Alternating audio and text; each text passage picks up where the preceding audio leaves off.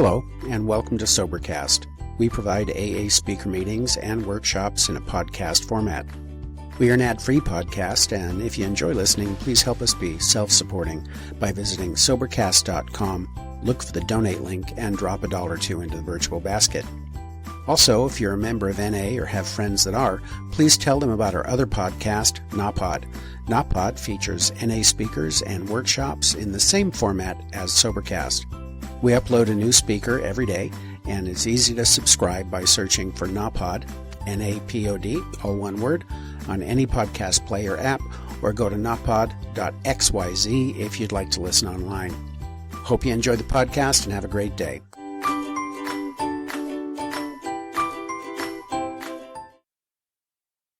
And without further ado, come on.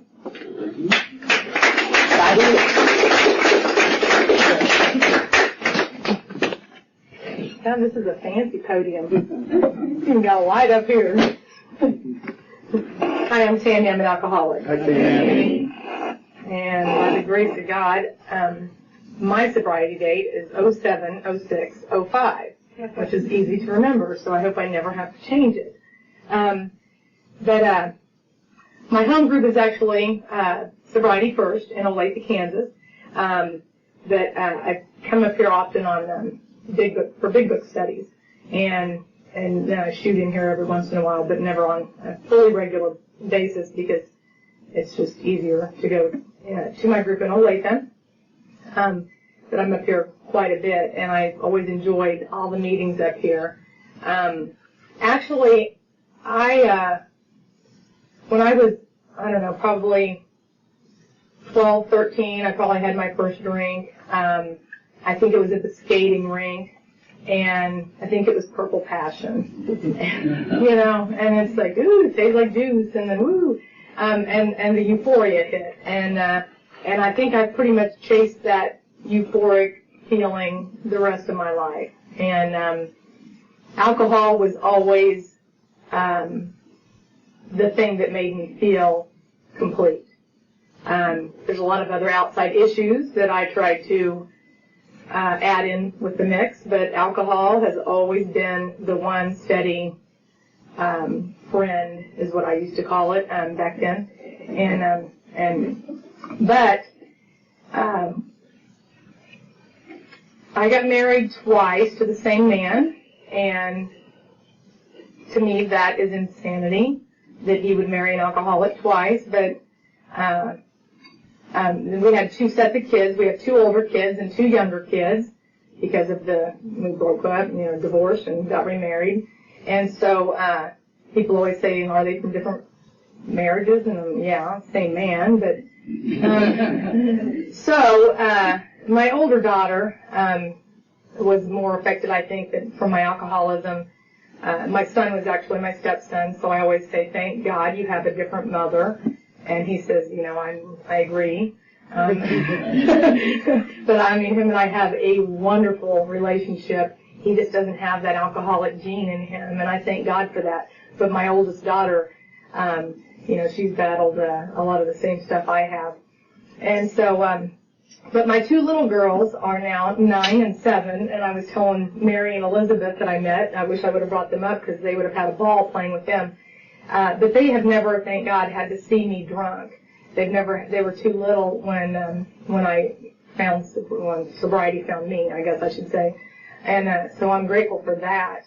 And my husband's a normal drinker. He's one of those that can go and drink a half a glass and leave the rest. And I never really put my finger on that until I got in AA, that we would go out to eat, on the plaza or something, and when we would go to dinner and everyone would have drinks, and wait for their table and then be seated, and we'd order another round of drinks, and when the food would come, everyone would push their drink away and be like, yeah, the food's here, and I'm like, can I get another round, in a to-go box, because I had buzz going on, and I didn't want to eat food now, and I always thought that was really strange, and then as they were paying for the tab, and I'd be like, well, go on to the car, I'm waiting on my to-go box, and they would head on to the car, and I'd suck down all the drinks around the table, because I didn't want them to go to waste. And then we'd get in the car, and with my to-go box of food, And on the way home, I'd be like, turn right up here. There's a liquor store right up here on your right. And my husband would be like, why? I'm like, come on, turn. It's like 10 till midnight. And he's like, we got beer at home. I'm like, I am not going to drive all the way home. That's like 20-minute drive. Stop. And he would stop because he didn't want to hear me whining all the way home about not having an open container in the vehicle. Because I had set the allergy in motion. And there was just no turning back. And I didn't understand any of that. I did not know why I was different. And I actually had I actually turned it into a pride thing, like I could drink anyone under the table, and isn't that funny how we turn those things into such a pride issue, and it was like, I look back on that and I think, I must have looked like such an idiot to so many people, and I'm sure I did. And, but it always came first. It always came first in my life. I remember going, boating in the summertime, when my older kids were young, and they would go up to the cooler to get a drink, and there would be nothing but beer in there, and they would say, Mom, did you pack anything for us? And no, I didn't, and I didn't think it was weird that I didn't, I thought, well, it's so selfish, the complete selfishness, that I just worried about myself, and well, why didn't my husband pack something for them? Well, it's not my responsibility. And oh my gosh, I look back on that stuff and I just think how sick that is. And there's a million other stories. That's just a very, vague story. But, we can go to such depths at the, self-centeredness and selfishness. And I look back on how sick I made my entire family. And little did I know that I had been building a silo, one brick at a time, up around my entire family, and decorated it with Pottery Barn, like we weren't in a pit. And, everyone out there knows you're in a pit, but no one in your home knows you're in a pit, because it's a family illness. And that's, when that finally came to light, it made everything so clear. But my little sister had a church just around the corner. She was going to church and kept inviting me to this Alpha program that they were having, and I'm like, no, I don't think so, not unless they serve alcohol. And it was Tuesday nights at 6 o'clock, and I'm like, especially no, by 6 o'clock in the evening, I'm not going to any church anywhere. And so she had them praying for me. Little did I know, I had no clue. And but she had them praying for me because I was an alcoholic. And the only time I would stay sober was during my pregnancies. And so, and I had worked at Ford for 10 years in the warehouse, and that was just, working in that atmosphere, it was just a give that you drank. Everyone would wait till I worked the night shift, so 6 o'clock in the morning, man, we would hit the parking lot, and I would have beer in a cooler already, and we'd drive around town sucking down beers, and then I'd go back to the warehouse and get on the forklift and woo, and it was normal because everyone did it. Even the supervisors would come up to you saying, you need some gum, you need some gum. And it was not abnormal to do that. It was just, they even had a sign in the parking lot that said no alcohol on the premises. It was like, that's pretty bad when a company has to put the sign up. And so this, like the book says, it had become normal. This way of living had become normal to me, and to my family too. They didn't think anything of it. I had them all so used to it. Well, I got pregnant and decided to stay home and have another baby, and I had another baby. And that was the only time I was able to stay sober, and I was absolutely miserable the entire time I was pregnant. And misery is just a gift that keeps on giving. And so everyone around me was miserable too. And of course I could blame it on the pregnancy and blame it on being uncomfortable, and really bottom line, I was restless, irritable, and discontent because I couldn't numb myself from life and from feelings, and anyway, so this is when she had them praying for me after the birth of my last baby, and hoping that I wouldn't pick the drink up again. Of course I always did. Picked up the first thing I did. In fact, the first thing I did when I was in the hospital, when they came in and said, are you nursing? And I said, yes. a beer. We need a bottle for the baby and a bottle for me. And I would, my husband would bring beer in for me because I deserved it. He would ice it down in the sink in the little mother's room or whatever. And I'm not kidding. I would crack me a beer. I deserve it. And I deserved everything I got. It was never enough. Nothing's ever enough. I always thought, that if anyone ever talked to me about my drinking, oh my gosh, I would just start listing 10 things off that I didn't like about you and what you could do to change to make me happy, and it was always all about me.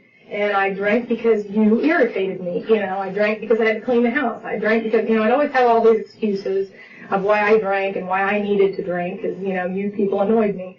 And I always try to put them on a guilt trip about that. So, just looking back on how sick the whole alcoholism trip is.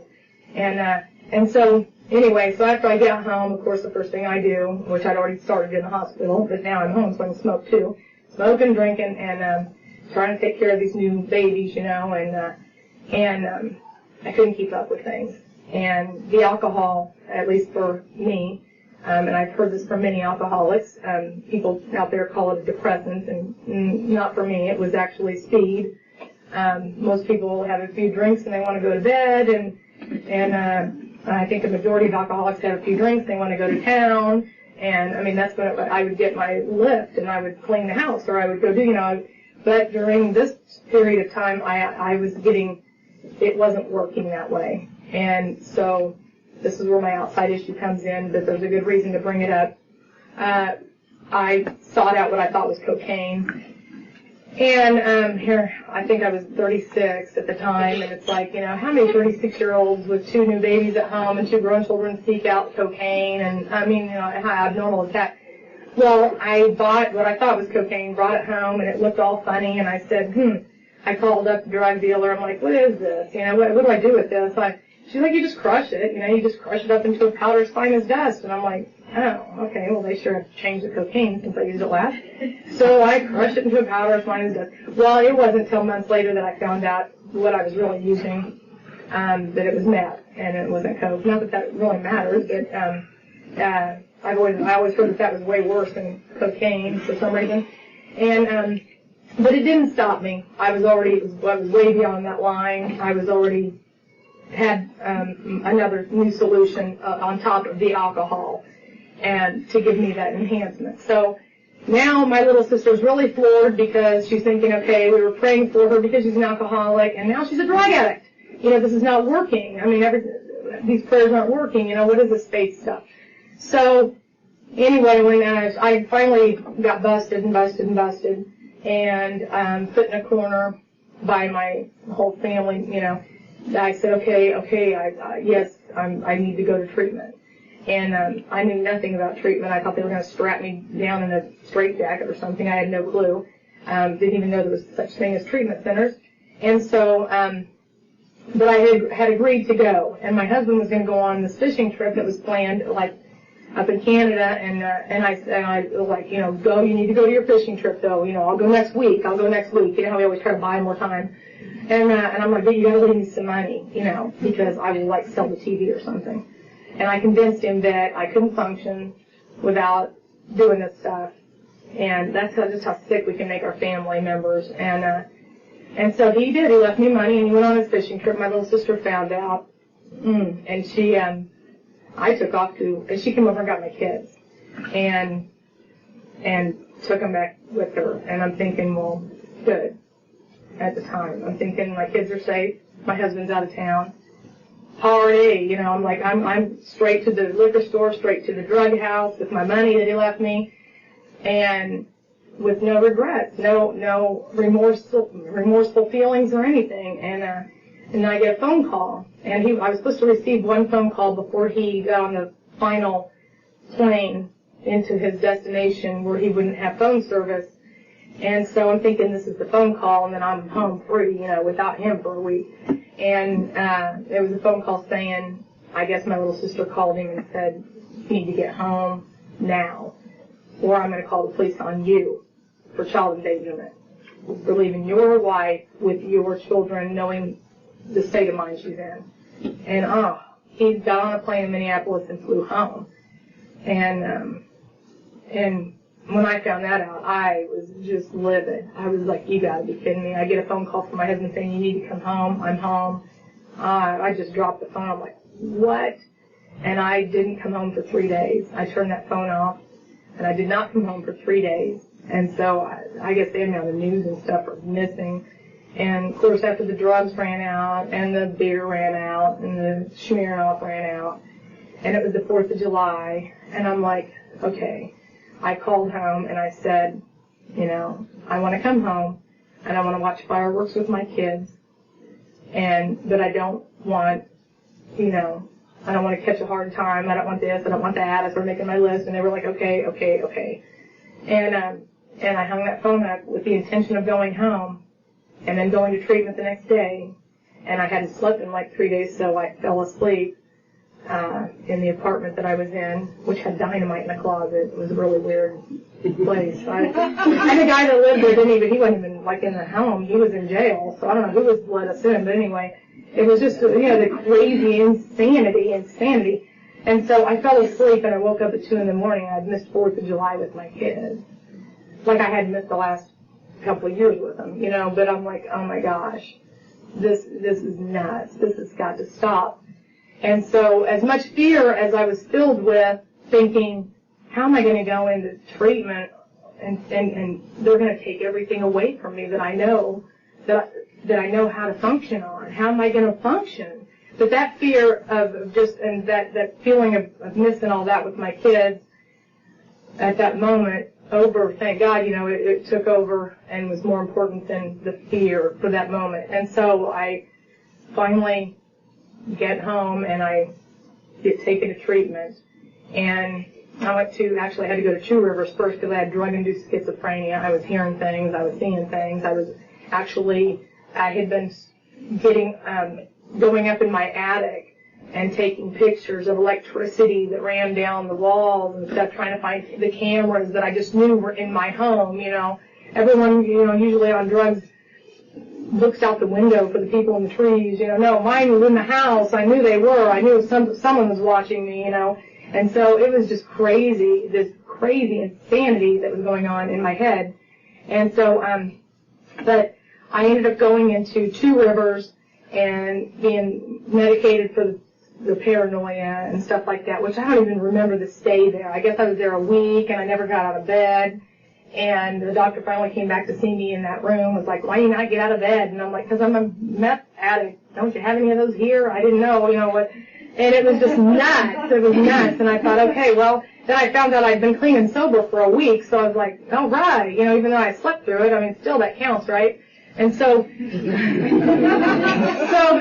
and then I thought I was going to get to go home, and then we didn't start heading home, and I'm like, where are we going? And we're going to Valley Hope. You are not done. And I'm like, I just want to go home, you know, and God only knew that I for the longest time afterwards, I found paraphernalia all through my house, you know.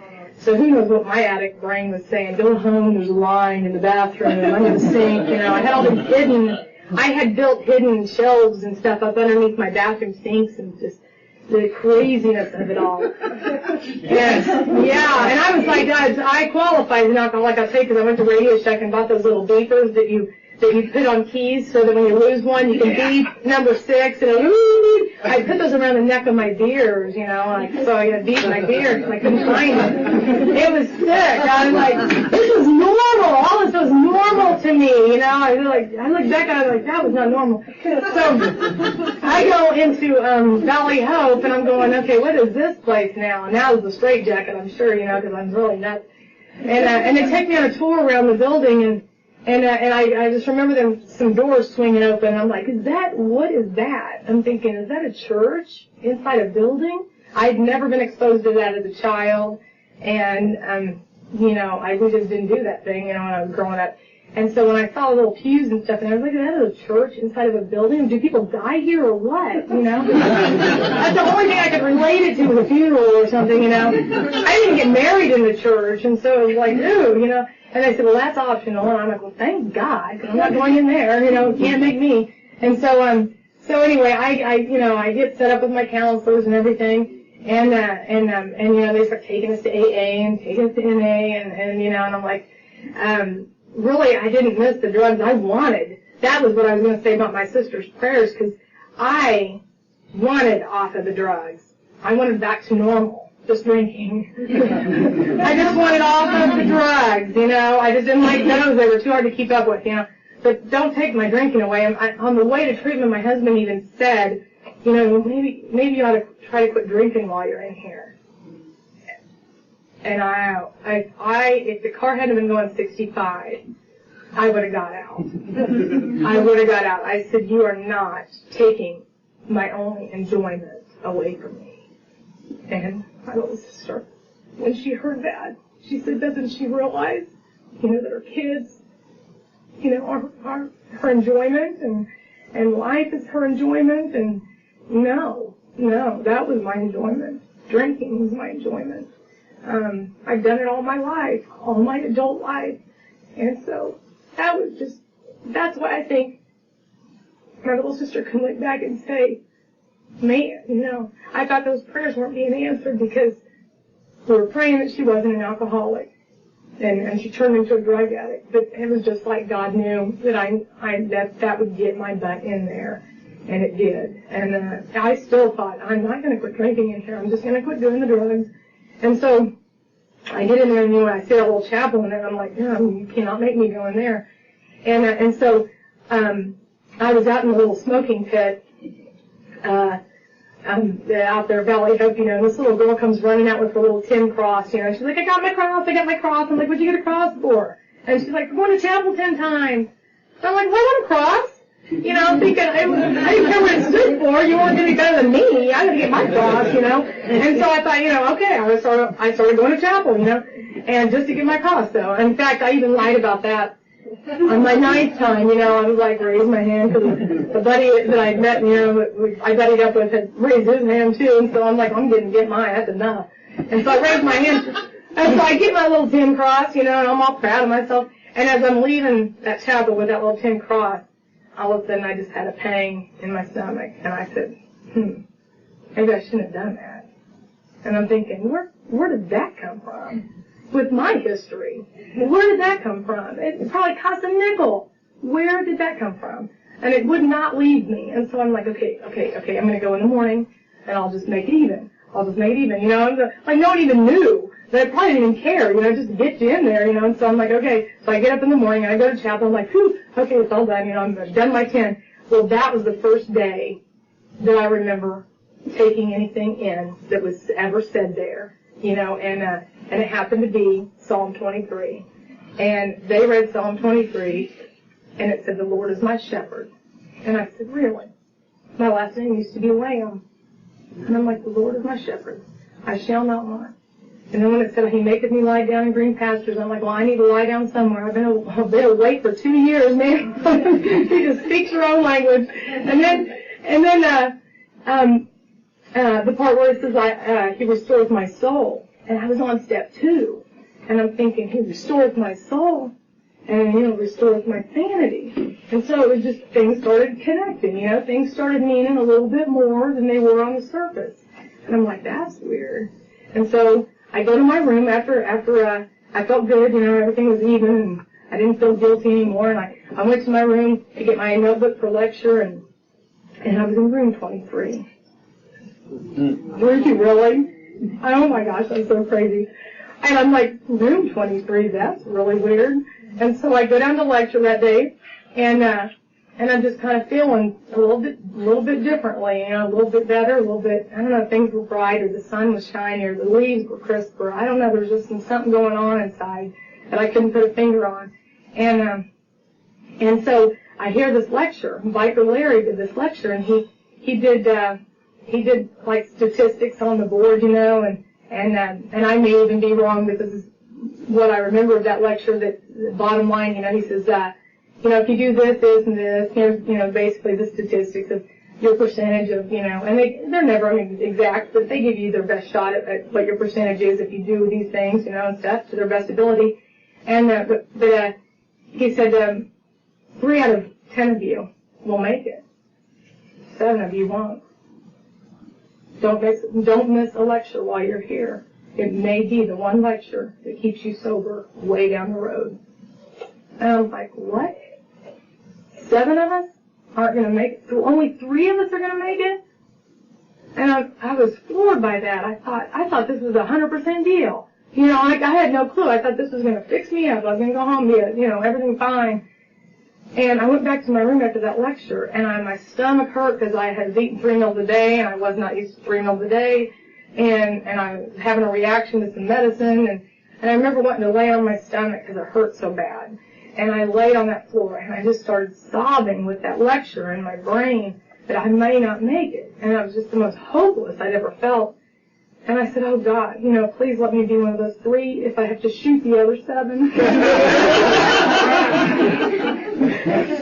And that was my 3rd step prayer. And he heard it. So far, so good. Thank God. And so, faith as small as a mustard seed is all it needs. So that was my 3rd step prayer. It doesn't have to be perfect. That's a good thing. And so, anyway, so that was my 3rd step prayer. So then I finally figured out that I'm supposed to be in this small group thing that they're doing, and that I had a chaplain named Larry. I thought that Larry was the only Larry I was supposed to go to, and I was all confused. And so anyway, I go to this small group, and I hadn't shared anything in any of the small groups that, because I thought it was really strange that I was, these people were too weird and that I wasn't going to tell them anything about me. And so this woman told a story about her mother. She said when she was 11 years old, she would, they lived in a small town, and her and her sister would be at the bar every night, because her mom would be inside drinking at the bar, and they would play in the parking lot until her mom was ready to go home. And when her mom was ready, or the bar would close or whatever, and they would have to round her mom up. And anyway, the little girl, the younger one, would push on the gas pedal, and the older one would steer and drive her mom home every night from the bar. And I'm sitting there going, oh my God, what a horrible mom. I'm judging this mom from a little town, and I'm thinking, that is awful. And then I just started bawling. And Larry looks at me and he's like, Tammy, you want to share something? I said, I did the same thing. I said, my daughter was 12, and she wanted to go downtown Kansas City and pick up a friend that had moved back in with her father. And I'm like, all right, so we get in the van and head to downtown Kansas City, and she'd never driven on the roads. She'd never driven on the highways or anything. She was 12. And I was strung out, and I was been drinking, and I'm swerving all over the road, And I had to pull over, and she insisted that I pull over, and she finished the drive there and back in rush hour traffic with 2 babies in the car seat. And I'm judging that mom. And it was just like God put a mirror in that room for me to see myself, my reflection. And that was a rude awakening, to say the least. And I started hearing things that I normally couldn't hear. I started seeing things that I normally couldn't see.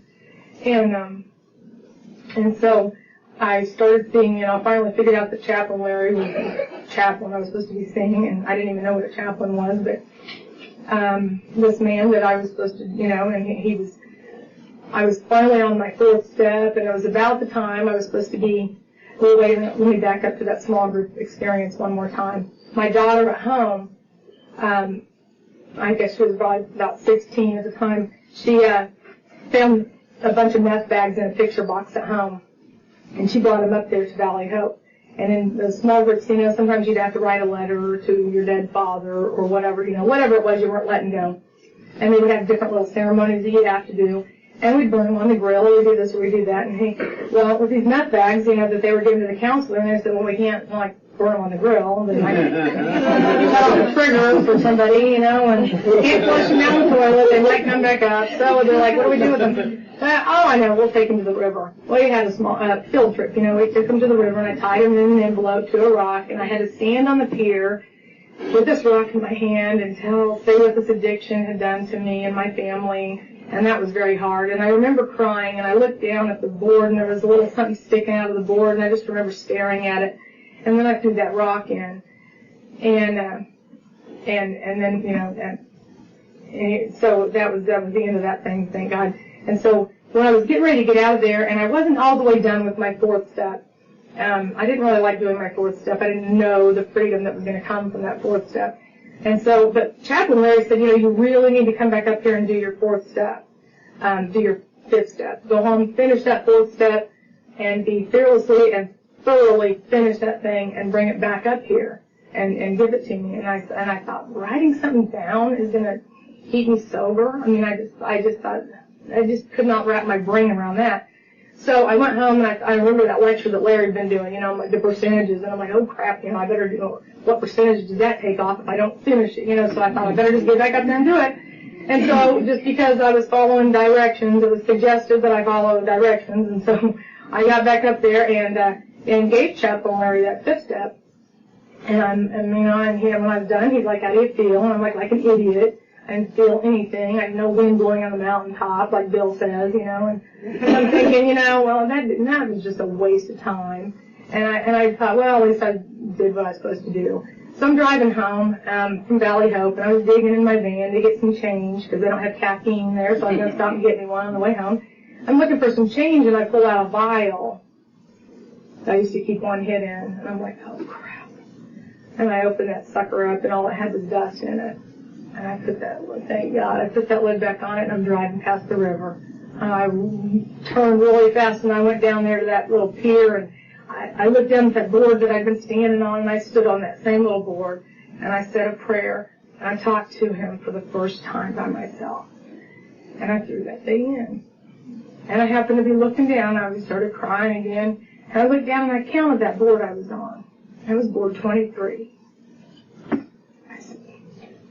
So I go on home after that. And there a lot of stuff happened in my first year. A lot of ups, a lot of downs. And a lot of the family afterwards, that you get home after you realize you're in a pit, and you come in treatment or AA or what, and you realize you get out of that pit, and you go home and your family's still in the pit, and they don't know that they're still in the pit. It makes it really hard, Thank God for Al-Anon, and for Lois, And so about a year later, though, I'm listening to, I wanted to get to know the God of my understanding, and I'm listening to different sermons and stuff like this, because they all related to my alcoholism. And it was old Vernon McGee, this really old man, he's dead now, but anyway, he does this thing called the Bible Bus, and he goes through the whole thing, and I was listening to him, cleaning my garage out, and he was in Deuteronomy, and he reads out of Deuteronomy 9:21, where Moses is coming down the hill, the mountain, and he sees him worshiping the calf. And he says, I took that sinful thing of yours, and I burned it in the fire, and I crushed it into a powder as fine as dust, and threw it in the stream that went down the valley. It came out of the valley. I'm like, what? What? I ran in and grabbed the Bible and looked that up, and I'm like, oh my God, that is what we did. That's all that was in those bags was dust. That's all that was in that vial was dust. And I threw it in the river that came down the hill from Valley Hope. And I'm like, oh, it just blew me away. It was just like God was standing in my garage at that moment saying that 5th step did matter.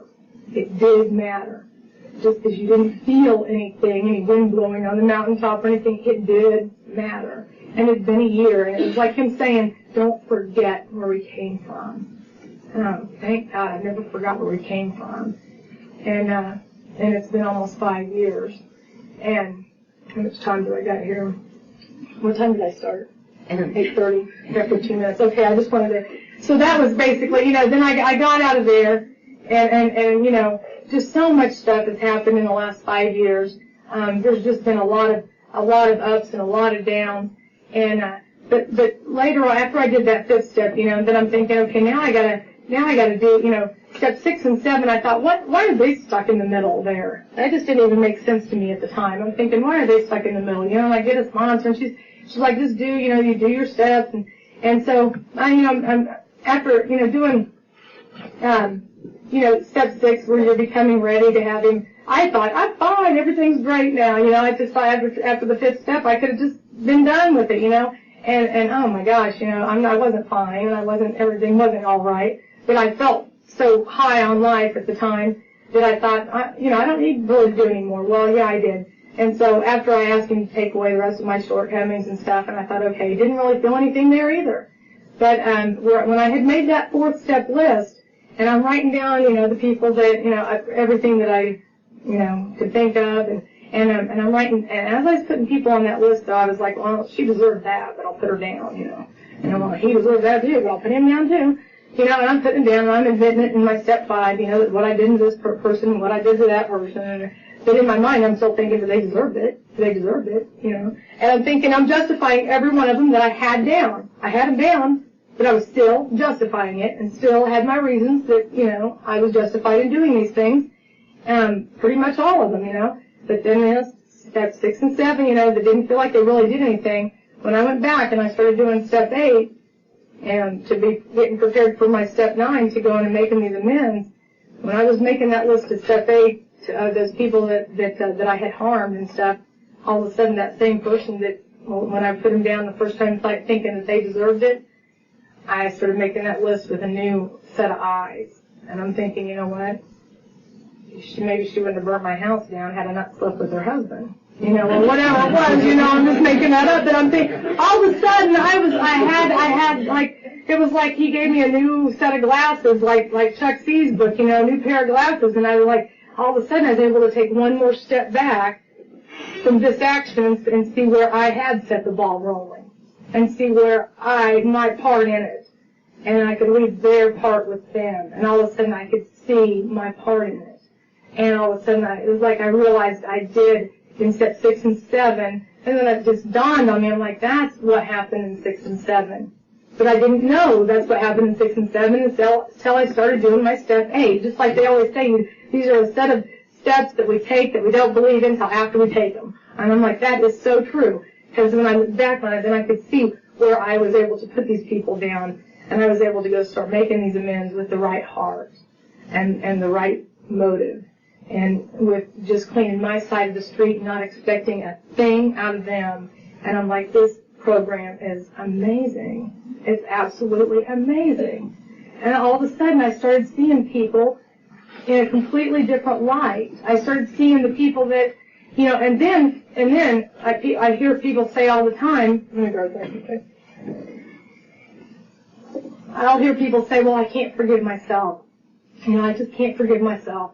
I can't forgive and I realized, how did I forgive myself? I mean, I had to think about that, and I'm like, well, duh. When I did step 5 and gave that confession over to God and another human being, I realized that that's when that feeling left me, that I knew I was forgiven. I knew I was forgiven. And then in step 6 and 7, when I got a new heart and a new set of eyes, I was able to go to step 8 and make that list with a new heart, knowing I was forgiven, and it was easy to forgive, and then make the amends. When I went to make the amends, I didn't have to hold back on that part where I wanted to say, but you did, but if you wouldn't have, I didn't have to feel that feeling of resisting that temptation to say that, because I was truly it came naturally to forgive their part in it and not have to even worry about their part in it.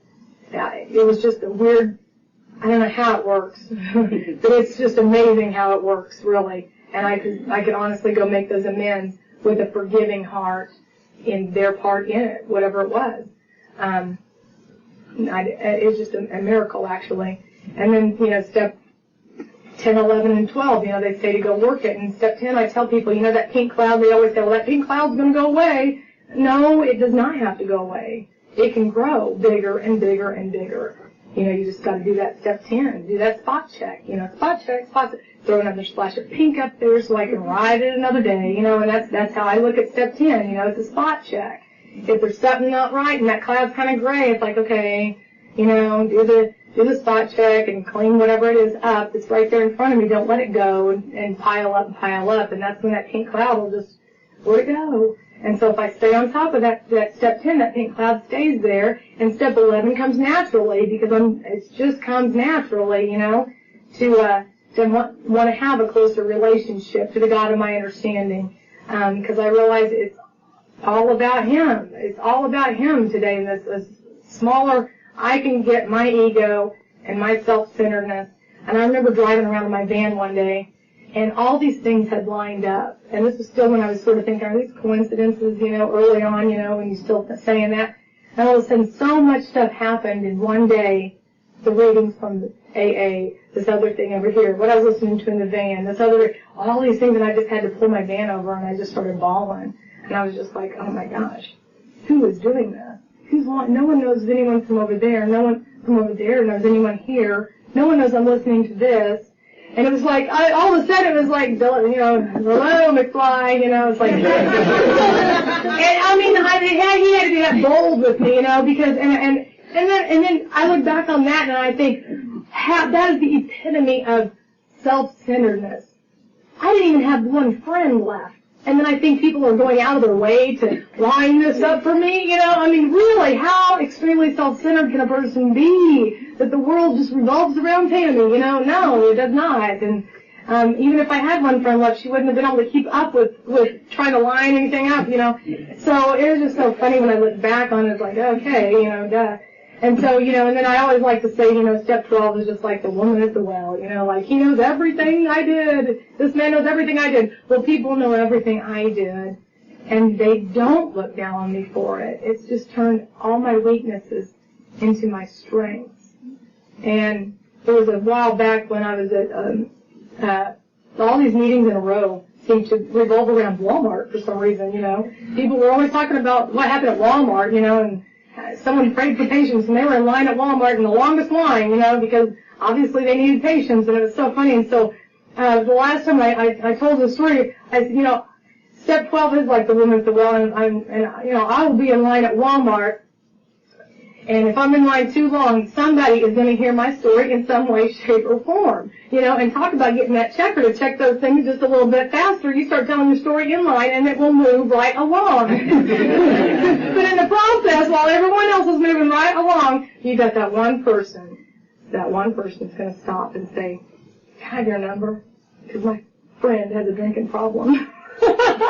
And that's just that's the miracle of this program, is that you can't keep it inside.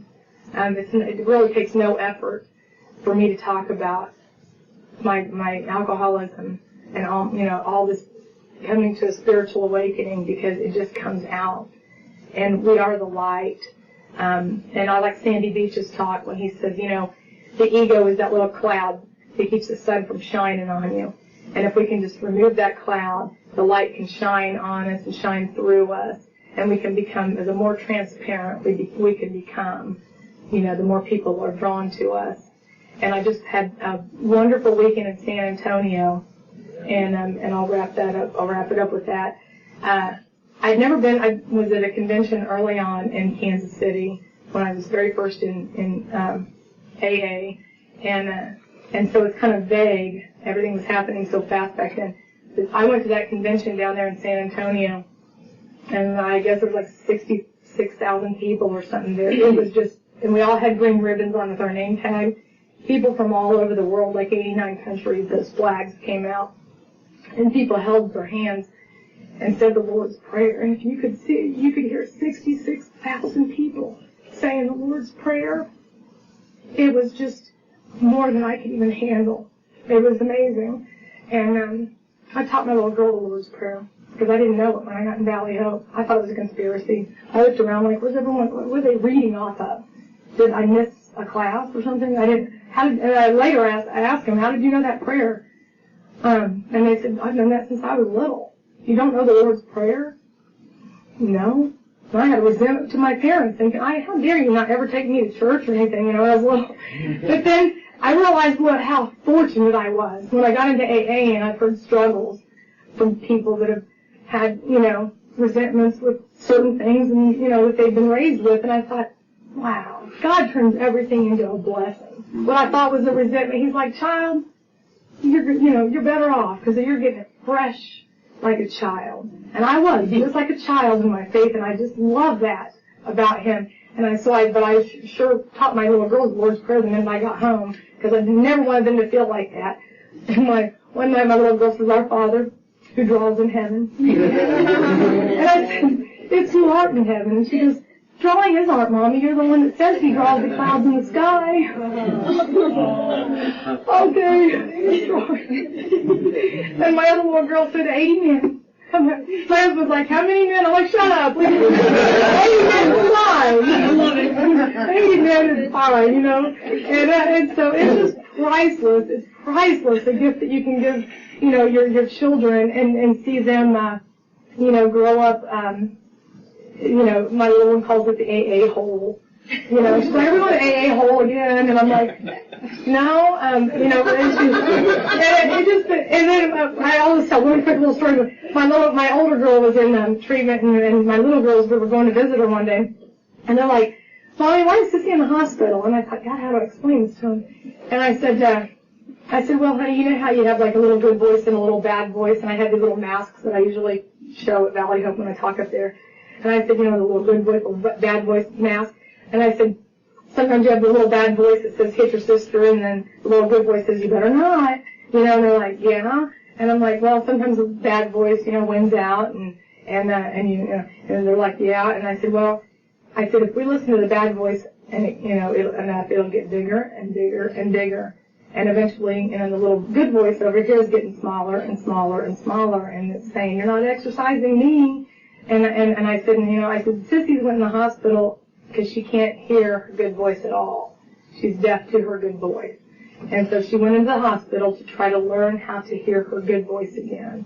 And I said, you know, that's how I left it. When we get to the treatment center, and they're like, Sissy, can you hear your good voice yet? And she's like, oh, thanks a lot, Mom. When you were in Valley.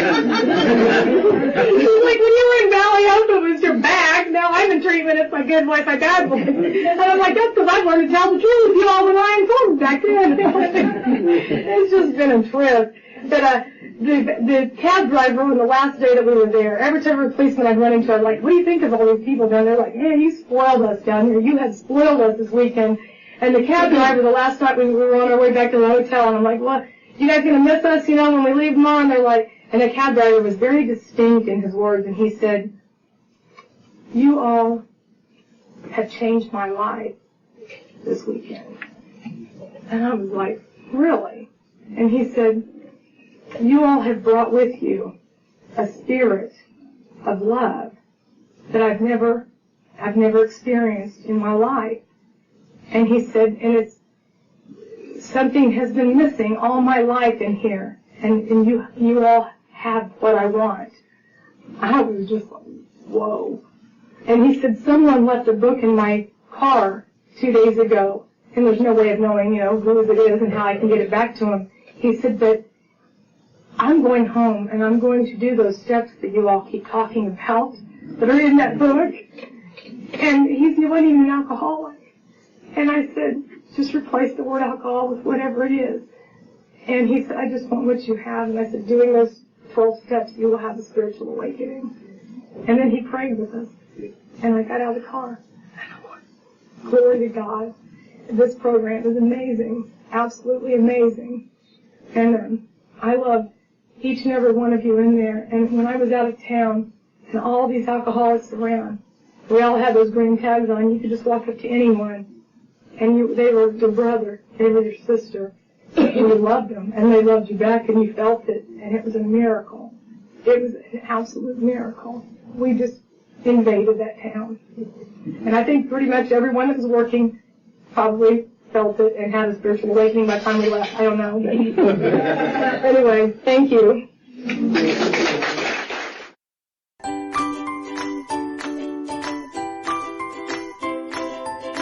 Thanks for listening. I hope you enjoyed the podcast. Sobercast is ad-free, and we'd like your help in order to keep it that way. So if you'd like to help us be self-supporting by pledging $1 or $2 a month, visit Sobercast.com and look for the donate links. Thank you very much.